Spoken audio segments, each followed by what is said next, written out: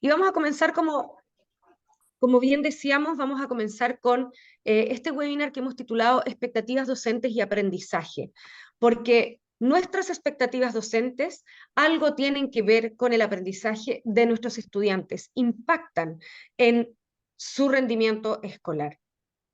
Pero entonces yo quiero voy a partir primero con una pregunta, para que vayamos poniendo de acuerdo en cosas principales antes de comenzar a entrar en materia. Y la primera pregunta es súper fácil, ¿ah? Vamos a partir con una pregunta liviana. ¿Cuál creen ustedes que es nuestra misión como docentes? Y aquí me gustaría pedirles participación activa. Lluvia de ideas, lo que se les ocurra. ¿Dónde está nuestra misión? ¿Cuál es nuestra tarea, nuestra labor docente con nuestros estudiantes? Pueden habilitar micrófono si es que alguien quiere hablar a viva voz, o bien pueden utilizar el chat para responder la pregunta. Entonces, démonos un minuto.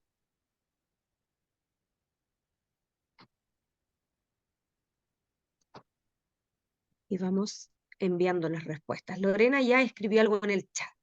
Vamos a ver quién más.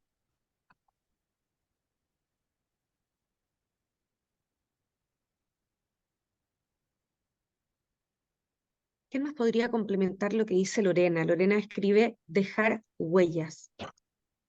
Muy importante lo que dice Lorena, porque dejamos huellas, sin duda. Viviana agrega lograr aprendizajes significativos. Bien. Nuestra misión entonces como docentes es dejar huella y lograr aprendizajes significativos. ¿Alguien le gustaría complementar con alguna otra idea? Ahí Educar de manera aparecieron más. integral. María Eugenia, ¿ibas a decir algo? No, No, acá ya aparecieron más, educar de manera integral y eso, Yanis también que nos dice facilitar el crecimiento y desarrollo del otro. Docente también, abrir mentes y, o sea, que existen otros mundos en el fondo, eso. excelente. Bien, abrir la mente al mundo, facilitar el crecimiento y el desarrollo del otro, educar de manera integral, lograr aprendizajes significativos, dejar huellas. Bien, por lo tanto, tenemos una tarea que, según lo que ustedes pusieron en el chat, es bastante desafiante. Imagínense que somos encargados de abrir mentes, de facilitar crecimiento y desarrollo, de educar de manera integral, de lograr aprendizajes y de dejar huellas. Y si nuestra tarea es esta y lograr que todos mis estudiantes puedan abrir sus mentes y aprender, la siguiente pregunta es, ¿podrán realmente todos aprender? Todos quienes yo tengo en sala, todos quienes atiendo, de alguna u otra manera, ¿pueden aprender? La respuesta evidente es, gracias Viviana en el chat, sí. La respuesta es sí. Y aquí es de donde quiero partir, ¿no? Todos aprenden, todos aprenden. Desde el niño o niña que yo tenga en sala con la mayor necesidad educativa especial, hasta aquel que no manifiesta al parecer ninguna dificultad y que tiende a aprender fácilmente. Todos pueden aprender, absolutamente todos. Y por eso es tan importante cómo yo logro el aprendizaje de todos esos estudiantes. Todos pueden aprender, todos pueden lograr o acercarse al objetivo de aprendizaje. Y esto tiene asidero desde la neurociencia, porque nuestro cerebro es un órgano que aprende y no puede no aprender. Es como que simplemente no puede evitar aprender. Nuestro cerebro aprende por medio de bueno, de todas sus estructuras, ¿verdad? Pero también aprende por medio de unas células especializadas llamadas neuronas. Esta es la única parte de neurociencias que vamos a poner, más bruta, pero me interesa que entendamos que es algo absolutamente verídico que todo cerebro aprende, ninguno puede dejar de aprender, porque nosotros permanentemente hacemos conexiones neurológicas nuevas.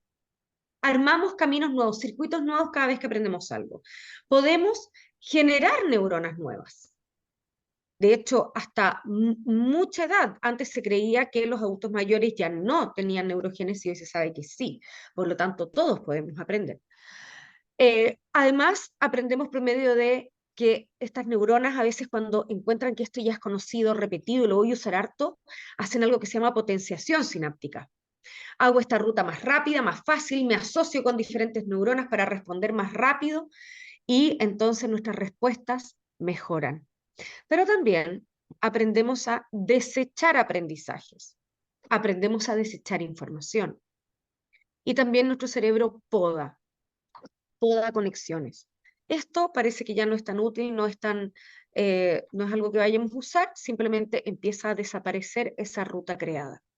Por lo tanto, la primera premisa con la que quiero partir es que así es, todos nuestros estudiantes tengamos 5, 10, 45 alumnos en la sala, como yo decía, desde la mayor gama de ritmos de aprendizaje, de conocimientos previos, de necesidades educativas especiales, etcétera, todos pueden aprender.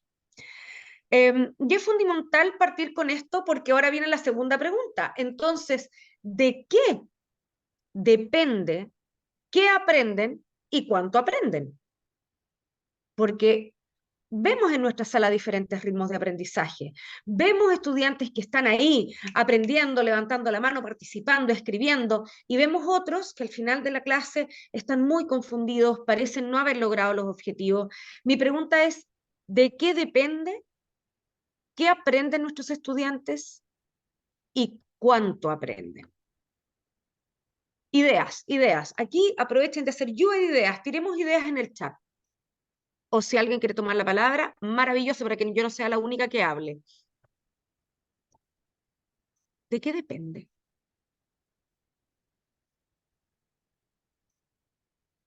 Natividad menciona algo muy importante, las experiencias de aprendizaje. Bien, depende de lo que hagamos con ellos. ¿Qué más? Porque deben haber muchas cosas ahí, ¿no? Intereses y motivaciones, de la confianza de docentes y padres. Lorena, cuando tú hablas de la confianza de docentes y padres, ¿la confianza de qué o en qué? ¿Podrías profundizarlo? Si estás por ahí, ¿puedes habilitar tu Hola, micrófono? sí, por aquí estoy. Hola. Sí, la confianza que tiene cada docente de creer que puede hacerlo, de que el alumno puede llegar a lograr el aprendizaje independiente del ritmo que pueda tener, pero no perder esa confianza. Gracias, Lorena. Bien, aquí estamos todos de acuerdo en que todos creemos que nuestros estudiantes pueden aprender. Partimos con esto y me dijeron que era obvio, así que espero que esa confianza esté, ¿verdad? Intereses y motivaciones, experiencias, también dicen salud física, mental, estimulación ambiental y motivación. Varios elementos ahí, ¿no? La salud física, por supuesto, hay una parte también desde la genética, desde mi disposición, eh, para aprender, pero también de la motivación y la estimulación del entorno. De lo que a ellos les haga sentido. Bien, mis estudiantes tienen que darle sentido al aprendizaje, a la seguridad que tienen un estudiante en la sala. Hay muchos factores, ustedes mencionaron un montón. Yo aquí les quiero mencionar uno principal también. Depende mucho, muchísimo de nosotros. Depende de los docentes. Justamente, terminando ahí los detallitos del webinar, estuve mirando una charla que hace John Hattie, de quien voy a profundizar después, y habla sobre el factor relevante de nosotros como docentes. Así es, Jennifer, vamos a hablar de eso. Muchas veces tendemos a decir cosas como, es que los padres, ¿no? Los papás no hacen mucho. Los recursos, me faltan recursos. Em, la sala, es que este curso es muy bueno, o es que este curso le cuesta bastante. Y tendemos a minimizar el factor del docente en aula. ¿Dónde está lo que podemos hacer? ¿Dónde está lo que podemos lograr? Nuestra expertise como profesionales de la educación, ¿dónde está el factor clave que ponemos nosotros?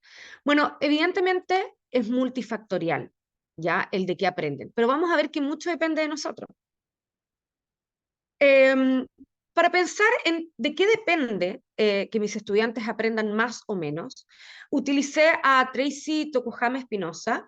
Ella trabaja hace mucho tiempo investigando diferentes aulas y tiene un libro que se llama Las 50 mejores prácticas, ¿ya? Para el aprendizaje en sala. Las 50 mejores prácticas para la sala de clases. Lo hace en base a la evidencia que ella va recogiendo en su trabajo, pero también lo hace reorganizando un estudio enorme, gigantesco, de los más grandes que existen, que realizó John Hattie. John Hattie es un investigador que empezó a revisar investigación que ya se había hecho. Dijo, hay tanto, lo voy a empezar a ordenar. Revisó 800 metaanálisis. Metaanálisis es ya un compilado de información y de otros estudios, o sea, una cantidad enorme de estudios, y deduce que hay múltiples factores asociados al aprendizaje. Tracy Tokuhama toma ese estudio más sus observaciones y nos dice, mira, el aprendizaje en sala depende de muchos factores. Por una parte, agrupa lo que tiene que ver con la planificación de la clase, ¿ya? Cómo yo preparo una clase teniendo en cuenta cómo funciona la memoria del estudiante, haciendo prácticas de recuperación, dando significado y sentido a lo que aprenden, etc. Pero también depende en gran medida de la evaluación. También mi aprendizaje va a depender de lo que se evalúa, porque cuando evaluamos al estudiante le estamos diciendo qué es lo importante, ¿no? Evaluar de proceso y de producto. Esa evaluación también impacta en el aprendizaje. También impacta en el aprendizaje el cómo yo he diseñado la clase con los momentos de metacognición, desarrollo de habilidades, con foco en el proceso, etc. Los métodos, las estrategias que yo utilice si hago un estudio de caso, un debate, una guía, la gestión de aula, cómo organizo mi sala. ¿Cómo organizo mi sala? Con desafíos, transmito altas expectativas, genero una cultura del error donde equivocarse no es malo, con rutinas de pensamiento les enseño a mis estudiantes a ser eficaces. Y por último, otro grupo de ideas que también impactan el aprendizaje, que ya sí se nos escapan un poquito más de nuestras manos, tienen que ver con temas de administración de la escuela, ¿ya? Por ejemplo, cómo la escuela distribuye los cursos, los horarios, etc. Si se fijan, de todos los factores, prácticamente todos dependen de nosotros, de los docentes. Pero entonces, ¿por dónde parto? Como que hay mucho, ¿no? Hay mucho lo que tengo que ir a mirar, efectivamente. ¿Por dónde parto? Bueno, tenemos algunos factores que son de mayor incidencia que otros. Dentro de estos estudios se da cuenta de que un factor altamente influyente en el aprendizaje de mis estudiantes son las expectativas del docente. Lo que yo creo que va a aprender mi estudiante, lo que yo creo que va a impactar mi enseñanza. Eso tiene gran repercusión. Yo les hablaba de John Hattie. John Hattie analiza 800 metaanálisis, es decir, más de 50.000 estudios. Crea un libro que se llama Visible Learning, en el 2008, donde dice, mira, hay muchos factores que inciden, ya desde el estudiante, desde el hogar, la escuela, por supuesto, hay cosas que tienen que ver con el desarrollo, la nutrición, el currículum, etc. Muchísimos factores. Él siguió estudiando, y ahora en el 2003 lanzó el libro de la secuela, ¿no? Visible Learning, The Sequel, que habla de cómo se siguen sumando factores. Hay otros que el 2008 no había visto. Por ejemplo, en su libro nuevo habla del factor del celular y el efecto de las pantallas en el aprendizaje.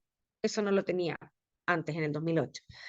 Sigue alimentando, ya lleva 2.100 metaanálisis más o menos estudiados.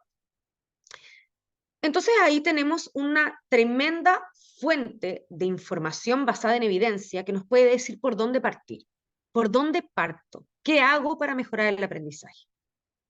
Existen varios organizadores en Internet que ustedes pueden ver que tratan de mostrar de manera ordenada los factores que encuentra John Hattie. Yo elegí este. En verde están aquellos factores que tienen mayor efecto deseado, mayor impacto en el aprendizaje. Le voy a poner una lupita. En los dos primeros lugares tienen que ver con expectativas.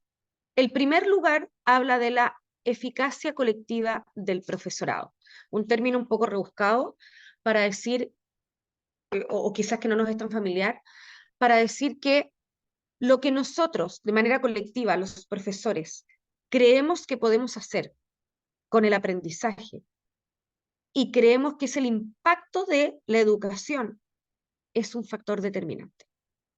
Si nosotros, como profesorado, como colectivo, creemos que podemos impactar y tener y hacer una diferencia en el futuro del niño o niña que tenemos en sala, eso es determinante en el aprendizaje.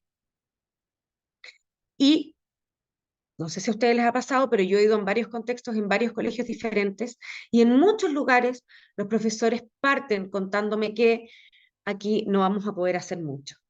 Por estos niños y niñas sabemos que no van a poder, qué sé yo, sí, seguramente seguir estudios posteriores, salir de la pobreza, etc. Partimos con un techo autoimpuesto. Pero en segundo lugar, fíjense ustedes, están las expectativas del estudiante. Entonces, además de ser importantes las expectativas del docente, son las expectativas del estudiante. ¿Qué cree el estudiante respecto a su propio aprendizaje?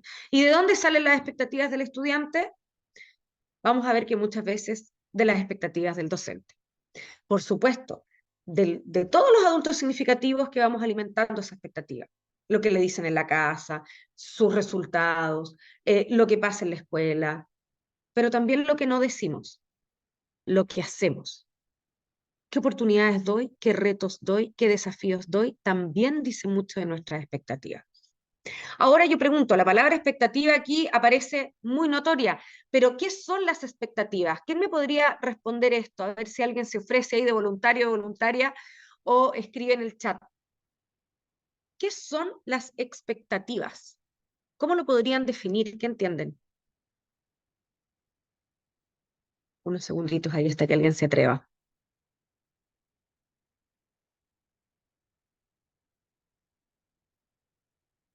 Vamos, vamos, en el chat. Gracias, Lorena.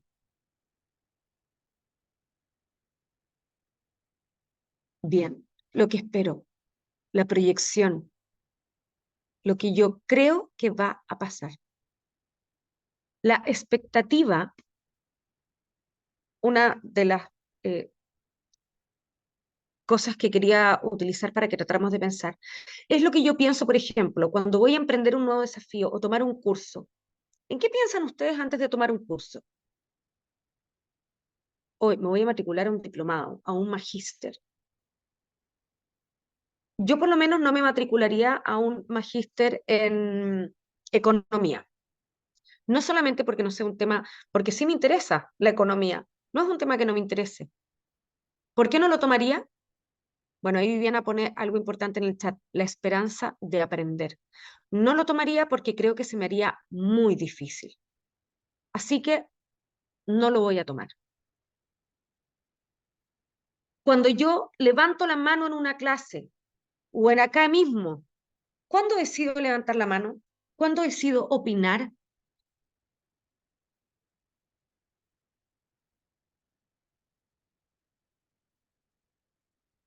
Bien.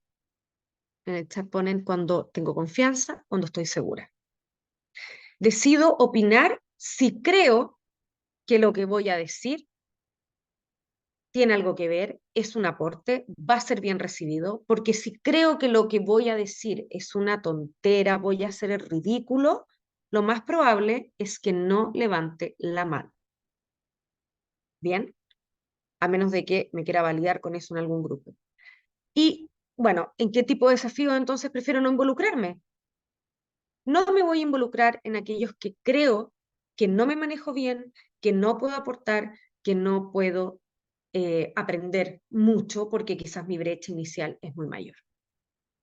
Estas mismas preguntas se hacen mis estudiantes en la clase, antes de partir, antes de levantar la mano, antes de decidir tomar apunte o no, porque justamente están evaluando sus expectativas. Expectativa, y aquí una de las definiciones que más o menos me gustó, es la posibilidad razonable de que algo suceda. Me gustó esta definición porque habla de la posibilidad razonable. Eso quiere decir que no es al azar, yo evalúo mis opciones. La posibilidad razonable es, antes yo he participado, hice el ridículo, antes yo dije que tenía una duda, ¿Qué me respondieron de vuelta? No he manejado este tema antes. ¿Qué posibilidad hay de que ahora sí lo entienda?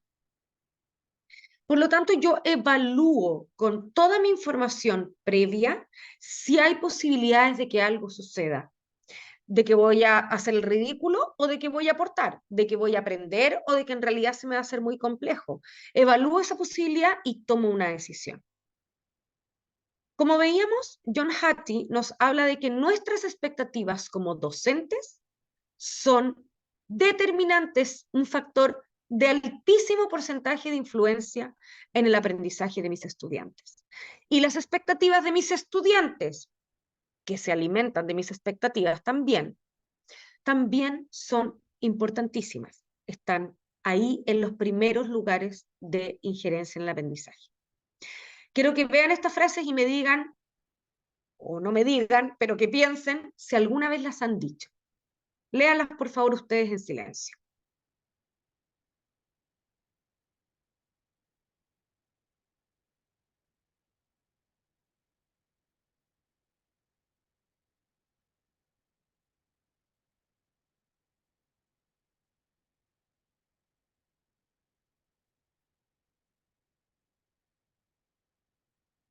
Gracias por la honestidad.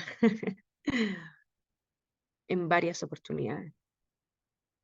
Estoy segura de que no es necesario que me digan, estoy segura que algunas veces hemos caído en esto, ¿no? Yo también.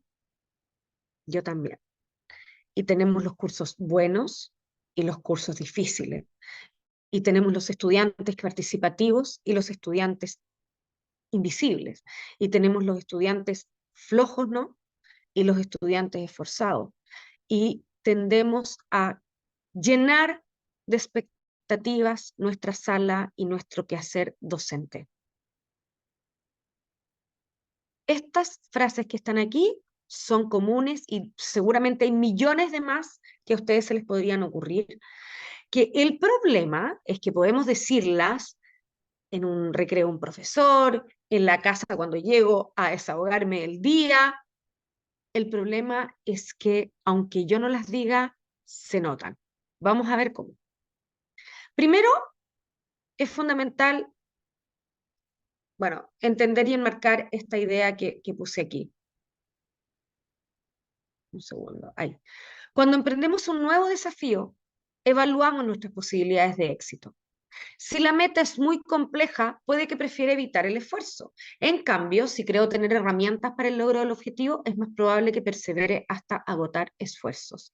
Y esto tiene que ver con lo que les voy a mostrar ahora. En estudios de neuroimagen, cuando se puede monitorear, ¿no? Porque ahora la ciencia ha avanzado tanto, que a uno le pueden poner una especie de casco con cables para monitorear la actividad cerebral despierto. Ya no necesito solamente poder ver los cerebros eh, sin vida o durmiendo, ¿no? Puedo monitorear actividad cerebral. En esos estudios se encuentra que hay algunos estudiantes que cuando enfrentan desafíos y se equivocan y, y no lo lograron, inmediatamente baja su actividad cerebral, que es este de acá de la izquierda, el que está en verde. ¿Ya? Bajó su actividad cerebral, es decir, como que podríamos decir, se desconectó de la tarea, abandonó la tarea, hizo ¡pum! Una desconexión cognitiva. No, ya no pude. Y empecé a mirar el cuaderno, a dibujar monitos, a comer debajo del banco, ¿no? Tantas cosas que nos pasan en sala. En cambio, hay otro tipo de estudiantes u otros momentos en que tuve un desafío, tuve un error, tuve un problema y en vez de descolgarme de la tarea se mantiene la actividad cerebral, que es el dibujo de la derecha, ¿ya? Se mantiene la actividad cerebral, no me descuelgo de la tarea, sigue tal cual la actividad cerebral buscando una nueva alternativa. Entonces, tenemos otros estudiantes en la sala que frente al error o la dificultad dicen, ay, no era por aquí, entonces a ver por dónde será. Y lo vuelven a tratar y vuelven a revisar sus apuntes y vuelven a preguntarle al de al lado o levantarnos la mano. Esto es lo que Carol Dweck un poco llamaría mentalidad fija y mentalidad de crecimiento. Yo no sé si han visto ese término antes. ¿Han usado ese término antes? mentalidad fija y mentalidad de crecimiento? Lo voy a explicar a grandes rasgos. No. Carol Dweck habla de que los estudiantes que creen que sus habilidades cognitivas, su mindset, le llama a ella, quiere decir que el set de herramientas que tienen mentales, ¿no? Pueden mejorar, pueden crecer, si yo me esfuerzo puedo hacer que mi inteligencia mejore, a ellos les llamó de mentalidad de crecimiento. Estas personas creen que pueden hacer crecer lo que traen, ¿ya? En cambio, tenemos, o nosotros mismos a veces, tendemos a pensar que no voy a poder cambiar lo que traigo. Hoy soy súper mala para matemática y siempre fui mala y siempre voy a ser mala y esto no lo puedo reversar. O al revés, soy brillante para esto, me voy a esforzar el mínimo porque en realidad a mí no me cuesta nada. Esa mentalidad de que yo lo que traigo lo traigo y no va a cambiar mucho, Carol Dweck le llama mentalidad fija. ¿Bien? En varios estudios se correlaciona que aquellos estudiantes con mentalidad de crecimiento tienen mejores resultados académicos. Por lo tanto, si yo creo que un desafío lo puedo sortear esforzándome, mantengo la actividad cerebral, tengo mentalidad de crecimiento, tengo mejores rendimientos, mejores resultados de aprendizaje. Si yo creo que frente a la dificultad mejor no me esfuerzo porque no lo voy a poder cambiar, porque lo que traigo en mi mente y mi inteligencia no me va a permitir aprender, a eso le llamamos mentalidad fija y tiende a tener peores resultados de aprendizaje. ¿Bien? Ahora ya, tengo claro, la expectativa influye. Todos mis estudiantes pueden aprender, mis expectativas respecto a ellos influyen y sus expectativas respecto al aprendizaje son fundamentales. Pero ¿cómo puede ser posible que mi estudiante sepa las expectativas que yo tengo hacia ellos? ¿Por qué? Si yo no le digo, bueno, son visibles. Marzano, me imagino que algunos de aquí conocen a Robert Marzano. Robert Marzano hace investigaciones al respecto y consolida la siguiente idea. Dice ahí, los profesores tratan a sus estudiantes de altas expectativas de manera diferente que a sus estudiantes de bajas expectativas. Los estudiantes reconocen rápidamente ese trato diferencial y comienzan a actuar de acuerdo con las expectativas que implica el trato. Entonces, al parecer, cuando nosotros creemos que nuestro estudiante va a aprender, sabes que es un buen alumno, se esfuerza harto, no le cuesta, participa un montón, rápido para aprender. A ese estudiante tendemos a tener más contacto visual, tendemos a tener más sonrisas, mayor contacto físico. Generalmente también hacemos conversaciones banales. ¿Cómo te fue el fin de semana? ¿Qué hiciste? ¿Te costó esta tarea? Les damos más la palabra. Seguramente también piden más la palabra. Les damos más la palabra. Cuando les cuesta responder algo, por lo general les damos tiempo. A ver, piénsalo bien. Y cuando el producto no está completo, no logra la respuesta esperada, tendemos a ser más exigentes. Hazlo de nuevo. Yo sé que tú lo puedes hacer mejor. A ver, relabora esa pregunta. Y le hago preguntas más exigentes. Versus aquellos estudiantes a los cuales les tengo baja expectativa, no creo que van a aprender mucho. Menos contacto visual, menos sonrisa y contacto físico, tendemos a conversar menos del fin de semana y conversaciones coloquiales, menos oportunidades de aprendizaje, les doy menos la palabra. Por lo tanto, cuando no pueden responder algo, yo tiendo a completar la respuesta. Ah, ¿qué es una figura 2D versus una 3D? No, una parece que pasaba por la puerta. Perfecto, una tiene 3 dimensiones, ¿no? Y completamos nosotros la respuesta. No esperamos que lo hagan ellos. Y somos menos exigentes. O sea, mantenemos la brecha. Al estudiante le costaba un poco más, nosotros lo perpetuamos. No hacemos nada para salir de ahí. Perpetuamos las bajas y altas, me comí una L, expectativas, y se hace difícil romper el círculo. ¿Cómo hacer el cambio?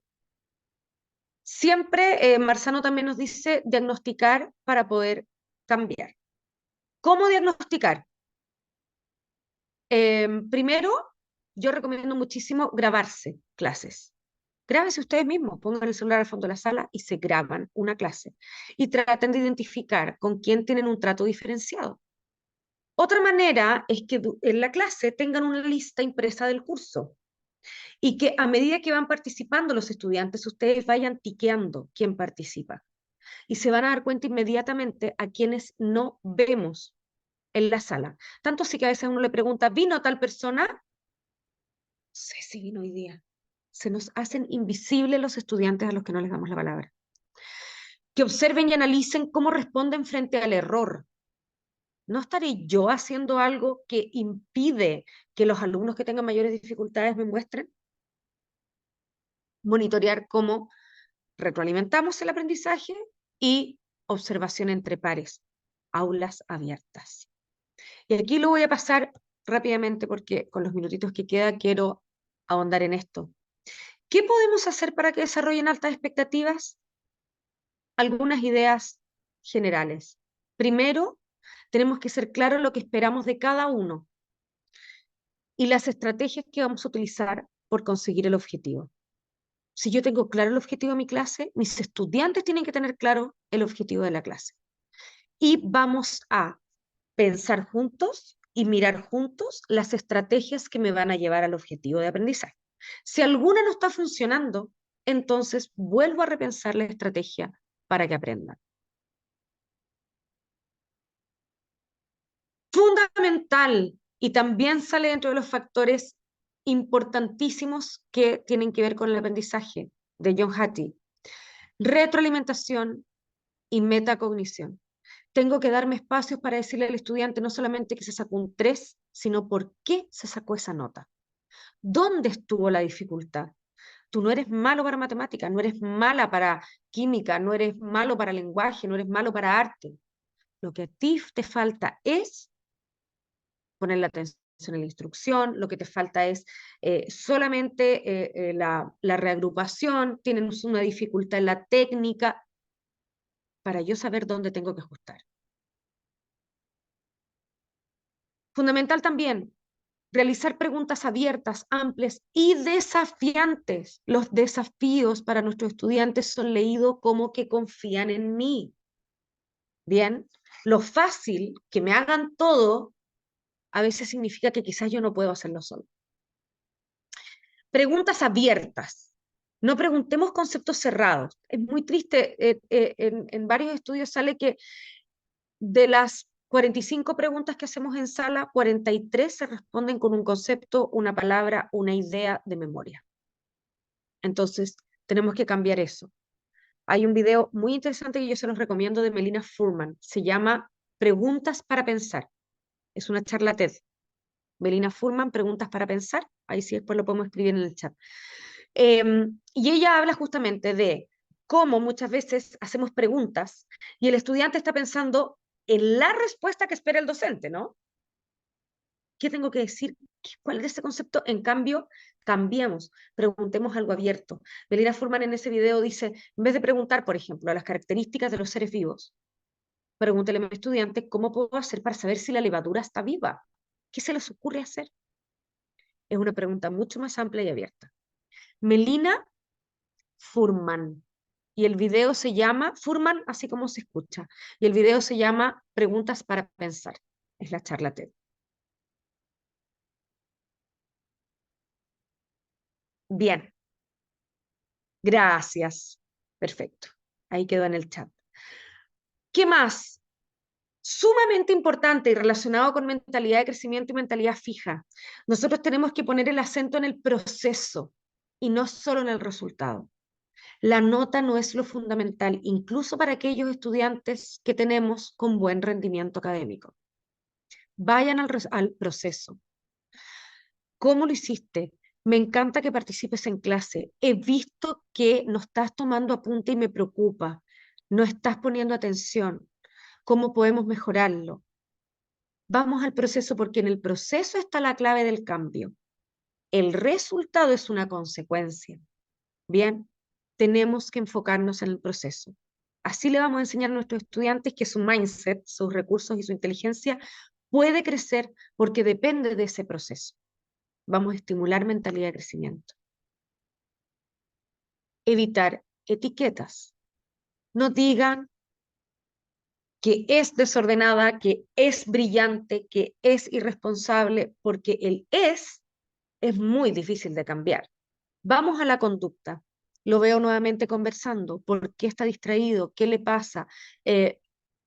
¿Hay algo donde te perdiste en la pregunta? Me preguntó, muchas veces yo en sala veo cosas como cuando los estudiantes levantan la mano para preguntar algo. Respuestas del docente como, por ejemplo, ¿y usted en qué estaba cuando yo expliqué? Y lo que decimos con esa respuesta es, no me pregunte, si no va a mi ritmo, perdió su oportunidad y generamos una no cultura del error. Sancionamos el error en vez de propiciar que quieran preguntar y aprender. Entonces, no juzguemos, evitemos etiquetas, vamos a la conducta, lo veo conversando, la veo atenta, qué bien que tome apunte, por qué se le olvidó el trabajo, y no a otra vez distraído, usted siempre tan desordenado, siempre tan brillante, etc. La conducta y no el ser. Y lo que hablaba recién, establecer cultura del error. Es fundamental enfocarnos en agradecer el error, usarlo como oportunidad de aprendizaje. Si puedo proyectar un ticket de salida con un error común, mejor, usémoslo para analizar. Agradecer cuando alguien se atreve a levantar la mano, porque eso va a ayudar a que mis estudiantes sepan que nuestra expectativa es que todos y todas pueden aprender. Cuando partimos, ustedes me dijeron que todos y todas pueden aprender. Eso mis estudiantes lo tienen que tener claro. Si ellos no lo saben, estamos perjudicando su aprendizaje. Una idea para ir cerrando y dejar espacio para preguntas es la siguiente. Somos adultos significativos. ¿Ya? Somos adultos significativos. Quienes aquí hayan decidido tener hijos, además tenemos, ¿no es cierto?, el rol de ser adultos significativos en casa. Pero si no, lo somos en la sala. Somos adultos significativos. Ejemplos poderosos. Porque además, muchos de nuestros estudiantes nos ven como un referente, ¿no? Somos referentes de desempeño y aprendizaje en nuestros estudiantes. Muchos padres y madres no se involucran en el estudio. Somos nosotros los que le decimos al alumno si puede aprender o no. ¿Dónde están tus fortalezas? Y nuestros estudiantes van a elegir qué estudiar y qué no estudiar, dependiendo si les ha ido bien en nuestras clases o no. Por lo tanto, lo que les decimos y lo que hacemos que refleja su aprendizaje es determinante. Somos adultos significativos, ejemplos poderosos, referentes del desempeño y el aprendizaje de nuestros estudiantes. Somos, además, profesionales de la educación. Si nosotros no logramos que todos aprendan o se acerquen lo más posible al logro del objetivo de aprendizaje, ¿quién lo va a lograr? Por lo tanto, lo que hacemos, decimos y lo que omitimos tiene gran impacto en el destino de quienes pasan por nuestras aulas. Esa idea quiero dejar, porque lo que más me interesa de estas charlas es empoderarnos como docentes, darnos cuenta de nuestro impacto y ver posibilidades de mejora, que seguramente es también porque ustedes están aquí. Les dejo algunos autores que podrían ser interesantes si es que les llamó la atención el tema.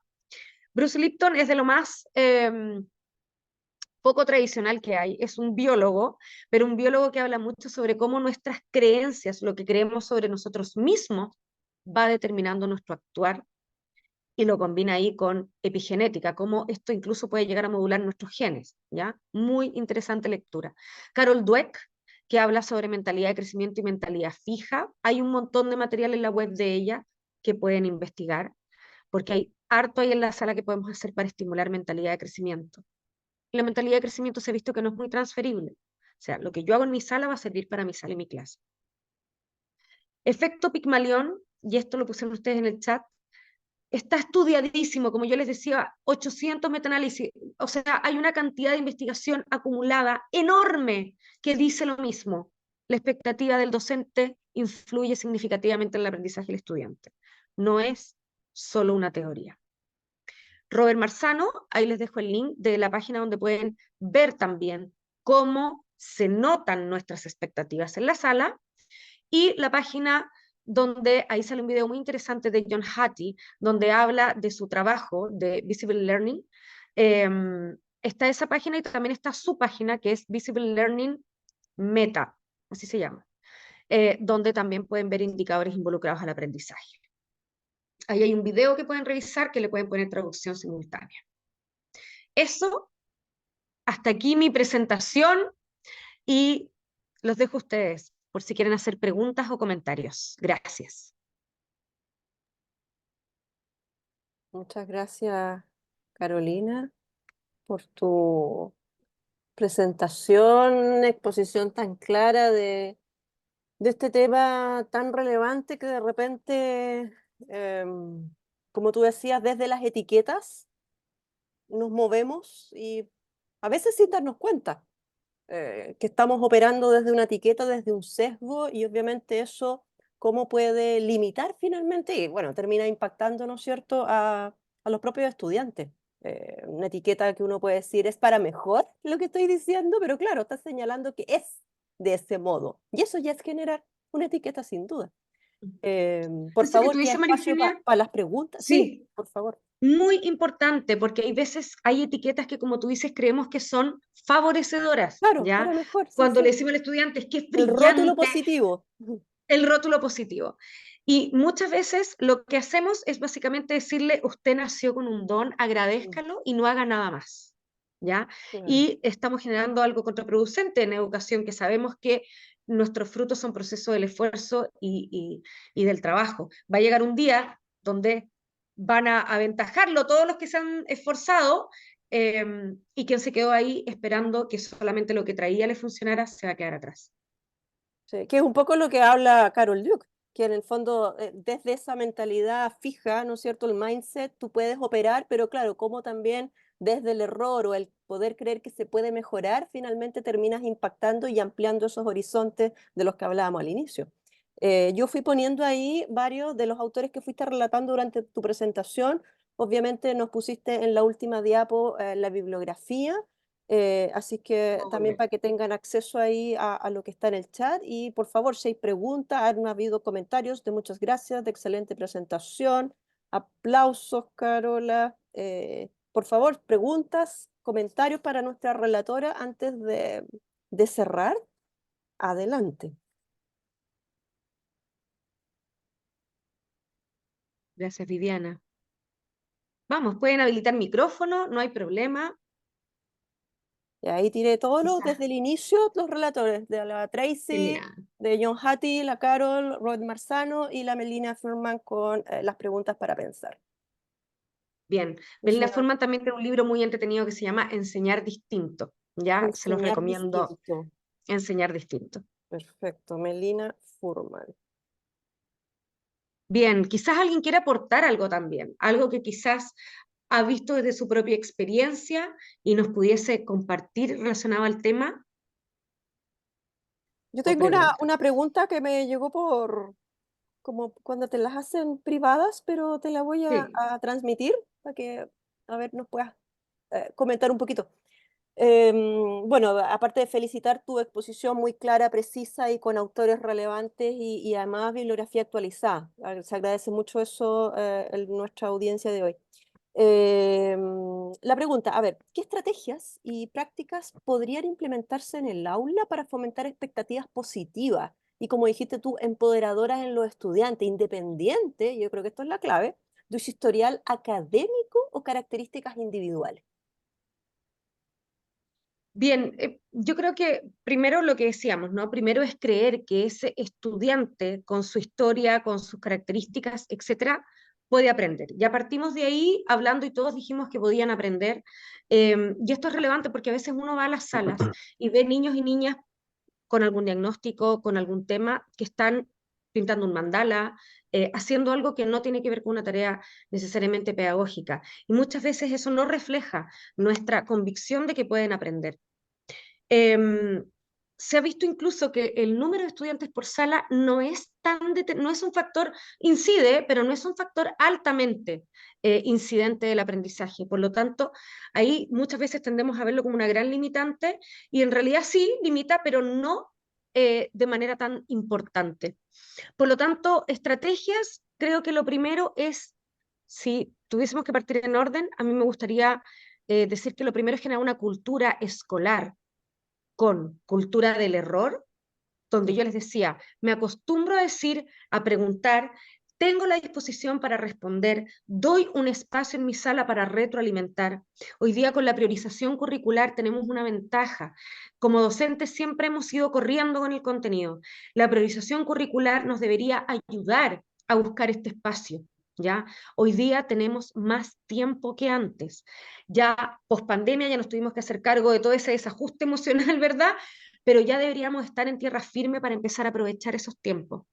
Cultura. Yo puedo ser un docente con excelentes herramientas didácticas, con un conocimiento disciplinar tremendo, puedo responder lo que quieran de biología, de matemáticas, de arte, etcétera, música, pero si mi sala no tiene un clima adecuado para partir y no puedo gestionarla, esa clase no va a llegar a ninguna parte.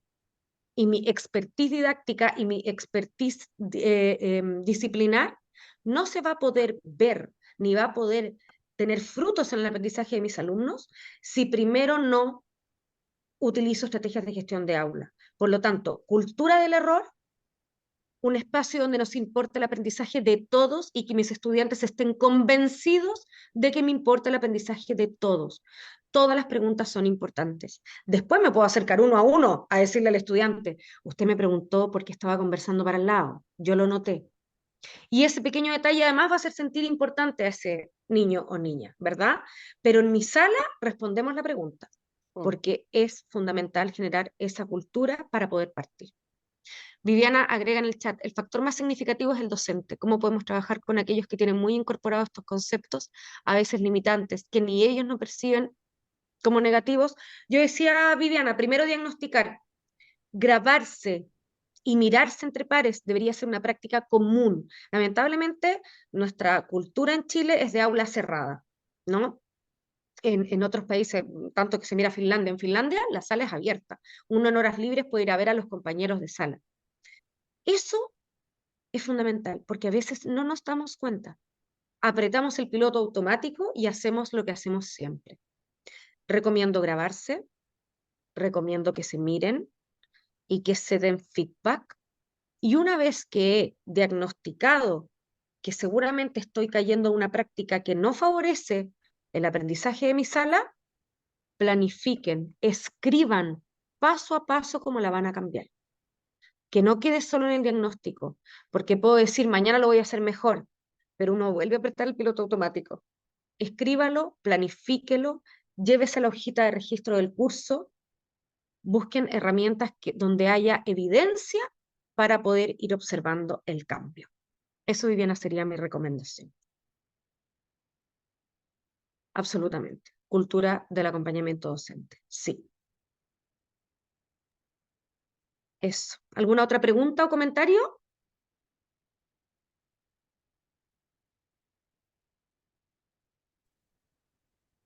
Gracias, Héctor. ¿Hay beneficios conocidos de integrar en la sala inteligencia artificial? Héctor, inteligencia artificial propiamente tal, yo te diría que está muy en pañales, ¿ya?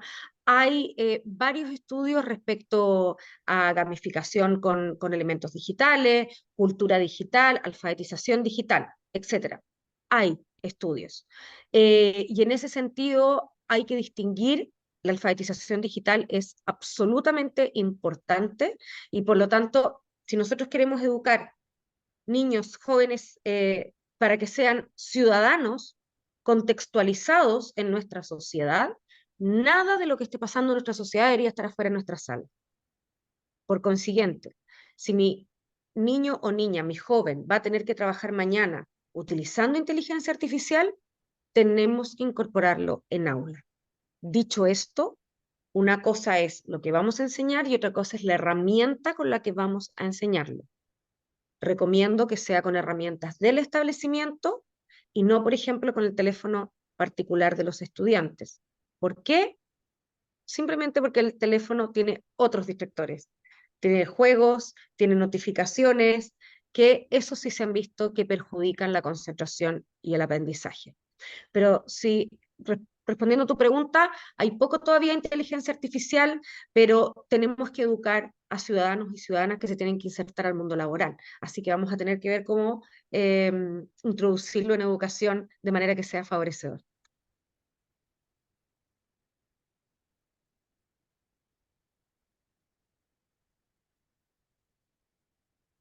De nada, Héctor.